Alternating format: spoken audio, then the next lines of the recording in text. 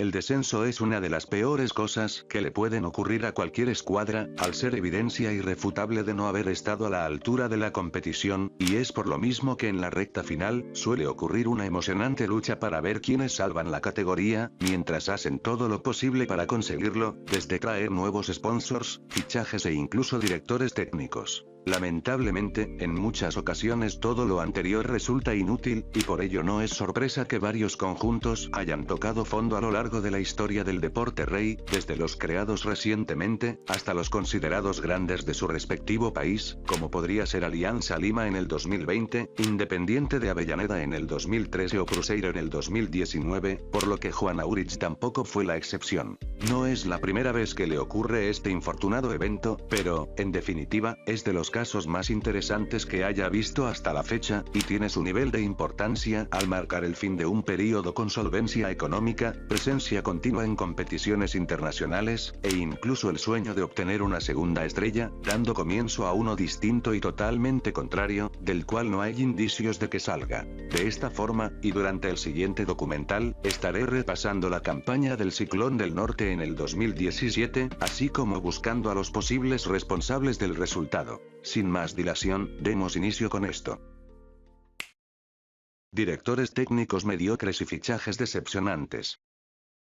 Es común que, tras culminar una temporada, algunos jugadores dejen de estar presentes en la plantilla por diversos motivos, desde haber aceptado ofertas en otros clubes, hasta la falta de interés por parte de la dirigencia en renovarles contrato debido a un pobre rendimiento, y por lo mismo es importante que se elijan cuidadosamente a los responsables de sustituirlos, ya que determinará en buena medida tanto el éxito como el fracaso. Juan Aurich estaba en este proceso, y más que nada debido a la primera posibilidad que mencioné, cosa que no tendría nada de raro, de no ser por haber sido consecuencia de la pérdida de capacidad económica en un gran porcentaje, debido a un deficiente manejo administrativo gracias a la salida de Edwin junto a deudas, lo que terminó limitando las opciones para los refuerzos. Por si esto fuera poco, la inhabilitación del estadio Elías Aguirre, debido al gas sintético, significaba que los partidos deberían disputarse fuera de Chiclayo, y si bien eso no era impedimento para que fueran personas a alentar, innegablemente significaba una pérdida de ingresos por taquilla, así que todo el año tenía que planearse milimétricamente, ya que dicha situación monetaria sería constante.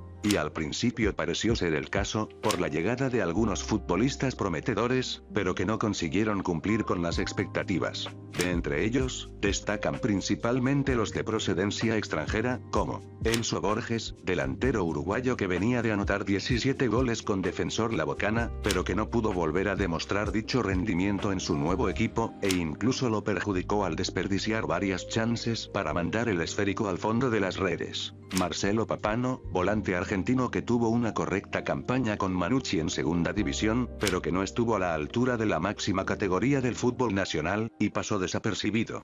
Milton Celis, joven también de procedencia argentina, que nunca pudo demostrar para qué lo contrataron, pues su contribución en la ofensiva fue lamentable, de tal forma que solo duró unos meses. Mauricio Massetti, defensa que comparte con los dos anteriores la nacionalidad y que tenía mucha trayectoria, incluso llegando a disputar algunas rondas previas en la Europa League por el 2015, así que parecía una buena opción para brindar seguridad y experiencia al equipo, pero rápidamente dejó en evidencia que estaba pasando por su peor momento, cometiendo fallos constantes, e incluso casi llegando a una pelea física con la hinchada tras un mal partido, lo que derivó en su salida. También llegaron varios compatriotas, y de entre ellos los más relevantes fueron Víctor Rosell, delantero cuyo propósito era darle mayor volumen ofensivo al Ciclón del Norte, pero que terminó sin aportar mucho y la dirigencia le rescindiría contrato por presunta indisciplina. Ronald Quinteros y Jean-Pierre Anchimbo, volantes que tuvieron un desempeño regular, e incluso algunos chispazos, pero que estaban muy lejos de ser la solución a los problemas que se hicieron presentes, cosa que también se aplica para los defensas Jackson y Castillo.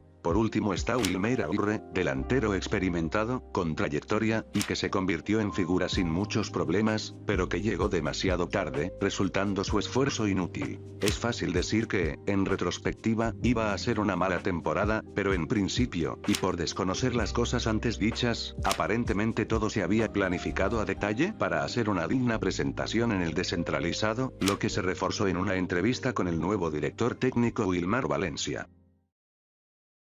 A los amigos de Tiempo Adicional le dan bienvenida acá a Chiclayo. Les deseamos lo mejor de la suerte en esta temporada 2017.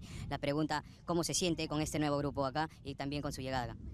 Bueno, primero agradecer por las palabras de bienvenida, de recibimiento, agradecer a los que han hecho posible que Wilmar Valencia esté ahora en este momento como técnico de esta gran institución que es Juan Auris, y muy contento desde el día que llegué. Las muestras de cariño me llevan a tener un compromiso realmente cada vez más grande por hacer las cosas de la mejor manera, y contento con el grupo que se ha formado. Hemos tenido 2 entrenamientos y la actitud del grupo a mí me llena de satisfacción, de tranquilidad, y sé que vamos a hacer un gran año 2007 porque tenemos jugadores de experiencia, tenemos jugadores jóvenes con gran talento, y nosotros como cuerpo técnico venimos con la ilusión y el sueño de poder estar pues en lugares expectantes. Por desgracia, pasaría todo lo contrario. Un arranque con problemas.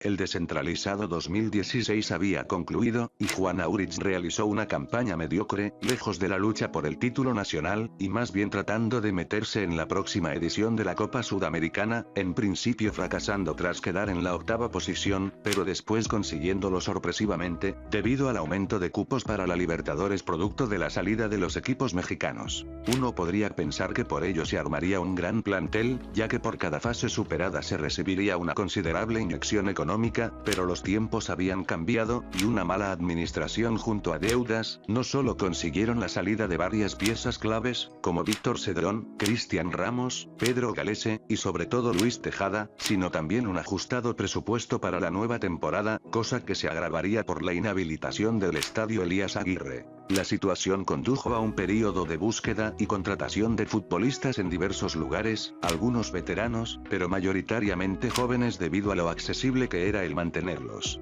El propósito era formar un equipo donde se pudiese combinar lo mejor de ambas partes para así llegar lo más lejos posible, y pese a sonar bien en papel, tenía un riesgo extremadamente elevado, ya que de no resultar se podrían perder varios partidos importantes que acabarían pasando factura. Este plan sería puesto a prueba en un par de amistosos al inicio de la temporada, con equipos ecuatorianos. El primer encuentro sería ante Fuerza Amarilla, donde jugando de forma irregular consiguieron un empate de 1-1, siendo las acciones más destacadas el golazo de Quinteros, y un error defensivo que los locales no desaprovecharon. El segundo se disputaría ante Barcelona, donde fueron vencidos de forma contundente por un 3-0, y que reflejó varios problemas dentro del conjunto peruano, pues la defensa no brindaba seguridad, el mediocampo era deplorable y lo mismo pasaba con los delanteros, pero había cierta esperanza de que dichos errores se corregirían con el correr del tiempo.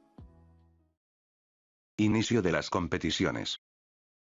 La primera parte del descentralizado sería un torneo corto, llamado torneo de verano, valga la redundancia, donde los participantes de la máxima categoría del fútbol nacional, serían divididos en 2 grupos de 8, donde los primeros de cada uno se enfrentarían para definir al ganador, y clasificarse a la próxima Libertadores en fase previa. El Ciclón del Norte se ubicó en el grupo B, pero debido a los problemas por las torrenciales lluvias que estaban sucediendo durante esas fechas, que afectaron mayoritariamente al norte del país, se decidió postergar el partido ante Alianza Lima para marzo, de tal forma que disputó su primer encuentro ante Deportivo Municipal en Villa El Salvador, donde el resultado final sería un 2-1 a favor de la academia. El siguiente cotejo se disputó ante Comerciantes Unidos en Olmos, donde empataron 1-1, y después jugaron en condición de visitante contra Sport Huancayo, en principio adelantándose en el marcador, pero luego sufriendo una remontada y concluyendo en un 3-2. Posteriormente, tocó verse las caras con un alicaído Universitario, tras todo lo ocurrido con su eliminación de la Libertadores ante Capiatá, e incluso con ese panorama, los rojos no lograron conseguir 3 valiosos puntos al empatar sin goles.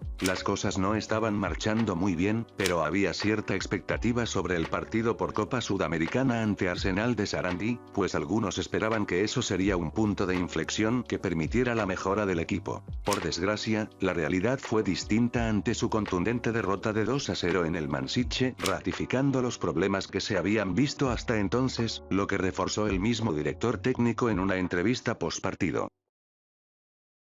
Segundo tiempo seguramente dominamos territorialmente, tuvimos más la posición del balón, pero no fuimos punzantes, no tuvimos las ideas claras y la capacidad para poderles hacer daño, excepto algún acercamiento que tuvimos, pero no más de eso. Así es que hay mucho por trabajar. Hay que mentalizarse que la situación es totalmente diferente. Nosotros primero tenemos que recuperarnos y buscar que mejorar en el torneo local para después pensar en la vuelta contra Arsenal. Pero hoy nos han demostrado este equipo que a pesar que no están en competencia en Argentina, que están en serios problemas, este es un equipo que no es de los más fuertes, de los más potentes, pero mostró ser superior a nosotros en todos los aspectos. En la siguiente fecha del torneo de verano, el Ciclón del Norte tendría que verse las caras con el UTC en condición de visita, y serían vencidos otra vez, en esta oportunidad por un 3-0. Recién en la séptima jornada conseguiría la primera victoria tras vencer a Real Garcilaso por un 3-1, pero cuando el horizonte parecía despejarse, ocurrió el nefasto encuentro ante Alianza Lima en Matute, donde Juan Aurich sería goleado nuevamente, pero con un marcador muchísimo más abultado que la vez pasada, siendo de 7-2. Los siguientes dos partidos serían derrotas del equipo chiclayano, hasta que finalmente se reencontró con el triunfo tras ganarle a Comerciantes Unidos en Cutervo por la mínima. Pero la ilusión de salir del fondo se desmoronó tras empatar de forma consecutiva ante Sport Huancayo, Universitario y UTC, lo que perjudicó de sobremanera al equipo. Primer punto de quiebre. El primer punto de quiebre para el Juan Aurich sería en el partido de vuelta por la Copa Sudamericana ante Arsenal de Sarandí, ya que si bien el rendimiento mostrado hasta ese entonces no era precisamente bueno, el rival también estaba pasando por una situación parecida, por lo que había cierta esperanza de que se pudiera conseguir un resultado positivo. Desafortunadamente, no es solo que eso no se cumplió, sino que el resultado final sería una escandalosa goleada de 6-1, donde se hizo evidente lo mal que se había armado el plantel para esa temporada, dejando equipo muy desmoralizado, lo que propició las condiciones idóneas para que ocurriera otra goleada, esta vez la más grande que sufriría el Ciclón, siendo demolidos por 7-0 ante Real Garcilaso en Sicuani en la fecha final del torneo de verano. El balance final fue obtener el último lugar del grupo B con 11 puntos, y una diferencia de gol de -16. Debido a esto, y ante los marcadores escandalosos, es que Wilmar Valencia dejó su cargo, y se empezó una búsqueda para encontrar un reemplazante que le dé vuelta a la situación, eligiendo en última instancia a Cristian Lovisevic, por su experiencia con juveniles. He dirigido distintos clubes a nivel profesional en mi país, en Chile, y bueno, tengo mis inicios como entrenador siempre fueron los de cualquier entrenador que no fue un gran futbolista profesional. Entonces empecé por el fútbol joven, estuve en instituciones de las mejores o las más prestigiosas en mi país, así que mi experiencia me habilita a ser un desarrollador de futbolista. Mi perfil es de un entrenador para este perfil de equipo plagado de juveniles, en donde hay que optimizar los recursos que tenemos. Primero hay que sacar al equipo de la situación donde está. Para nosotros los primeros 4 partidos son importantes, vamos a ir con objetivos a corto plazo. Sin embargo, la situación no cambiaría en absoluto. El principio del fin. Tras culminar la primera parte del descentralizado, llegaría su continuación, el torneo Apertura. Muchos esperaban que el equipo levantase cabeza por lo que mencioné, y pese a que fueron goleados de nueva cuenta ante el Gavilán del Norte en el primer partido, en la siguiente fecha se conseguiría derrotar a Cantolao por la mínima, mediante un tremendo gol de Rick Campodónico, cosa que parecía ser un indicativo de mejora. Pero esto, para mala suerte de los hinchas chiclayanos, fue una ilusión, ya que en los siguientes 3 encuentros no serían capaces de repetir dicho resultado tras empatar ante Unión Comercio, Universitario y Alianza Atlético, para después ser derrotados por Ayacucho FC por 3-1 en condición de visitante. Posteriormente jugaron ante Deportivo Municipal en Guadalupe, y volvieron a empatar, esta vez por 1-1, para después ser vencidos ante Sport Huancayo por goleada. En la novena fecha Juan Aurich enfrentó a Comerciantes Unidos, en un partido muy reñido. Los visitantes se pusieron arriba en el marcador, pero sufrirían una espléndida remontada, y justo en los instantes finales empataron por medio de un autogol del defensa Mauricio Mazzetti, perdiendo el Ciclón del Norte 3 puntos valiosos. Esto, sumado a una discusión con la hinchada que casi termina en una pelea, y el bajo rendimiento general que había mostrado, fueron los responsables de la salida del argentino. Posteriormente también dejó la plantilla Víctor Rosell por presuntos actos de indisciplina, reflejando la existencia de jugadores que no estaban interesados en mejorar su nivel futbolístico. Las siguientes 3 fechas fueron contundentes derrotas, y empatarían consecutivamente en los cotejos restantes. La participación del equipo culminó, y todo parecía consumado porque ocupaban otra vez el último puesto con solo 11 puntos. Pero por obra y gracia del destino, la Comisión de Justicia de la FPF le quitó puntos a Real Garcilaso debido a la inscripción irregular del jugador Carlos Neumann, permitiendo que el Ciclón tenga una última oportunidad para salir del fondo y salvarse. Los dirigentes no perdieron el tiempo, y presentaron un nuevo sponsor del club, Apuesta Total. Algunos jugadores que no dieron la talla dejaron el plantel, y llegarían 6 nuevos. Los delanteros Milton Celis, Álvaro Medrano y Wilmer Aguirre, el mediocampista Hernán Inostroza y los defensas Quique Rodríguez y Willy Rivas. Sumado a ello, se intentaría sacar ventaja del fuerte calor en Olmos para el tramo final. De esta forma empezaría la última parte del descentralizado, el torneo clausura. Había expectativas de que ya por fin se presentara una mejora, y el nuevo y repotenciado equipo enfrentó en la primera fecha al UTC, perdiendo por un 2-1. Después jugarían ante Cantolao y volverían a perder, en esta oportunidad por un 3-2. Luego ganarían de puro milagro a Unión Comercio, y pese al resultado, era evidente que la situación era la misma. Segundo punto de quiebre y ratificación del fracaso.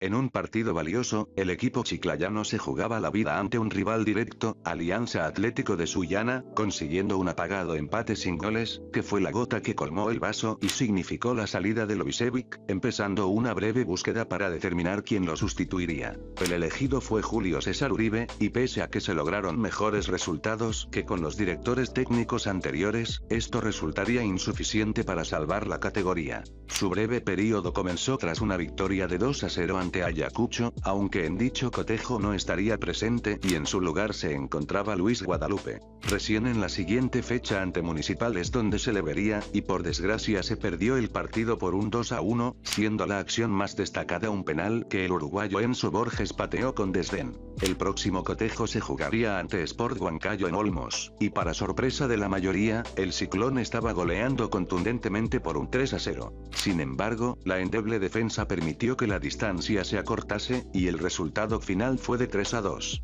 La siguiente final fue ante Comerciantes Unidos, donde se comenzaría ganando por un 2-0, pero el equipo se quemó en la puerta del horno y permitió que le remontaran, terminando el partido en un 3-2. En la 10ª fecha se conseguiría un tibio empate ante Universidad San Martín, complicando aún más la situación, y empeorándose con la goleada ante Garcilaso por 5-1. Por fortuna, el triunfo ante Alianza Lima por un marcador de 2-0, mantuvo a flote el sueño de la permanencia. El próximo encuentro fue ante Melgar, y si bien se perdería por un 4-3, el trámite refleja una clara superioridad de los rojinegros, siendo que estaban 4-0, y por su exceso de confianza Aurich pudo reaccionar. Faltaban 6 puntos en juego, y si bien el equipo dependía de otros resultados, aparte de ganar los partidos que quedaban, la permanencia aún era posible. Hasta que ocurrió lo peor. Resulta que a Real Garcilaso le devolvieron los puntos que había perdido fuera de las canchas, haciendo que el Ciclón del Norte, incluso con partidos por disputar, estuviera condenado al descenso. Bajo esas condiciones, Juan Aurich se despediría de su hinchada, ganando como locales ante Sporting Cristal por 2-1. Finalmente, el Ciclón terminaría su participación con una derrota ante Sport Rosario por 2-0 en el Estadio Rosas Pampa, cerrando un capítulo negro en la historia del club. La campaña, tal como se habrán dado cuenta, fue el resultado de una mala planificación sumada a jugadores y técnicos que no estuvieron a la altura, haciendo que se pierdan partidos claves y empaten muchos otros. Al día de hoy Juan Aurich se mantiene en segunda división, y aún está luchando por su ansiado retorno a primera. Hice este vídeo no con el afán de mofarme, sino más bien para analizar este caso y que sirva de lección sobre las cosas que no se deben hacer en esta clase de competiciones. Sin nada más que decir, me despido, hasta la próxima.